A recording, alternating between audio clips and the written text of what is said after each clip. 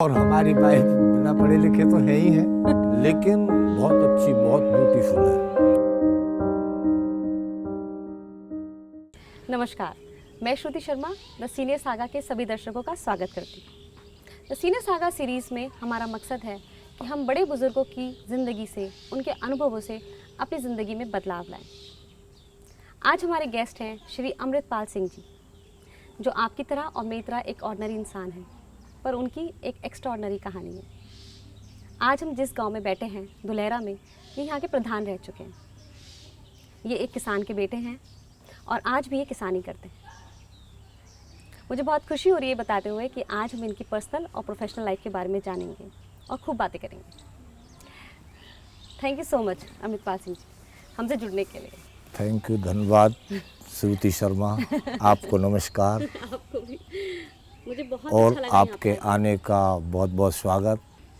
हमें भी बहुत अच्छा लग रहा है एकदम इस माहौल में बैठ के आपके साथ बात करने के लिए। आप मुझे बताइए कि आपका बचपन कैसा निकला यहाँ पर? आप इसी गांव में बचपन से हैं, राइट? मैं अमृतपाल सिंह इसी गांव में पैदा हुआ और मेरा अपना जो लालन पालन हुआ,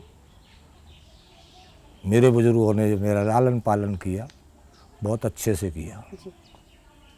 और बहुत ही अच्छा कह सकता हूँ मैं उसे, जबकि उनके पास आज के जैसे कोई संसाधन जुटाने को नहीं थे। अच्छा, आज जैसी फैसिलिटीज आज जैसी फैसिलिटीज़ नहीं थी, जी।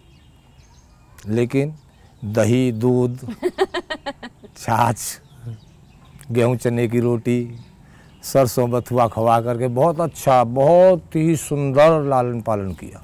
अब जब आप शहर जाते हैं, अब तो आपका जाना बहुत होता है। हाँ, अब बहुत है। तो अब आप क्या फ़र्क देखते हैं अपने लालन पोषण में और आजकल के? अब हम ये देखते हैं कि पढ़ाई लिखाई और सभ्यता, कुछ चलना भी, कुछ ओढ़ना पहनना भी, बच्चों के उसमें बहुत डिफेंस आ चुका है। लेकिन मुझे अच्छा लगता है कि बच्चा अच्छा चाल ढाल से चल रहा, अच्छा पहन रहा, अच्छा खा रहा, तो कहीं ना कहीं से कमाई धमाई के स्रोत तो उसने जुटाई रखे होंगे। हमारे टाइम में इतना बदलाव था ही नहीं। सुबह से शाम तक एक जगह बैठ के तो गन्ना चूसने में टाइम निकाल दिया। बर्फियाँ खाने को तो नहीं थी, लड्डू बनाते थे और खिलाते थे बुजुर्ग लोग घी के। अपनी भैंस का दूध निकालो, उसका जो खोआ बनाओ और फिर ओरिजिनल बढ़िया मिठाई बनाकर अपने बच्चों को खिलाओ। किसानी को लेके आपका कैसा रहा? अब आपको क्या लगता है उसके बारे में कुछ बताएं। आप सारी जिंदगी किसानी हमने अपनी सारी जिंदगी करी। जब से लायक हुए, किसानी करने के लायक हुए जी 16 साल से की उम्र से 16 साल की उम्र से और आज तक जी हम किसानी करते चले आ रहे हैं। जी।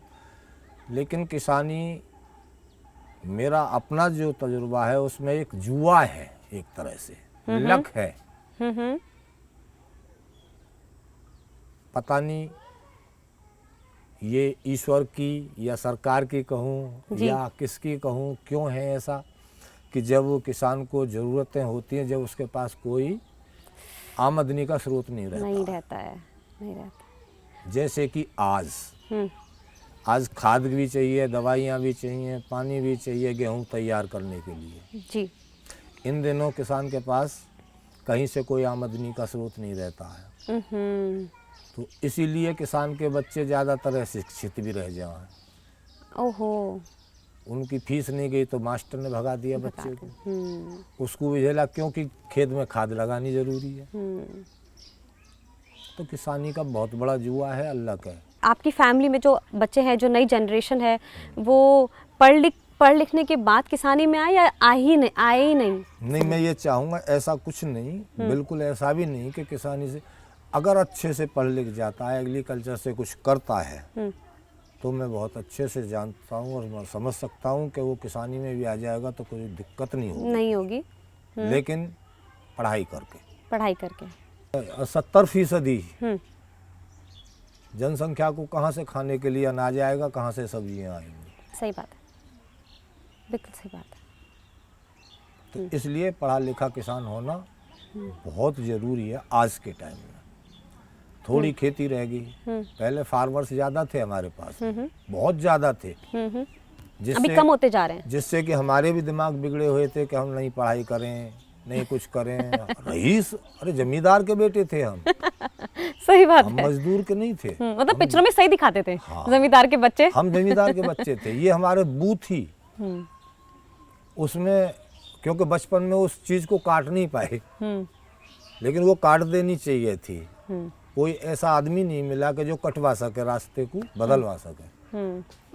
अंकल तो जो आप जो प्रधानी में आए, उसका आने का आपका क्या यही कारण था कि आप कुछ बदलाव लाना चाहते थे? मेरा अपना कारण था बदलाव लाना, लेकिन बदलाव लाने में मैं बहुत असमर्थ रहा।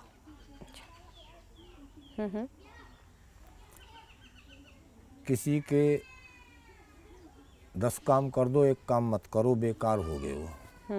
10 बेकार। ओके। दोबारा हमसे बहुत का हम कभी जीवन में खड़े नहीं होंगे इस चीज़ के लिए, क्योंकि आपको लगा क्योंकि मेरे बस की भेदभाव करना नहीं। और लोग मुझसे कहते थे इस तरह से नहीं, इस तरह से भेदभाव करो। तो 5 साल सो पाए आप ढंग से?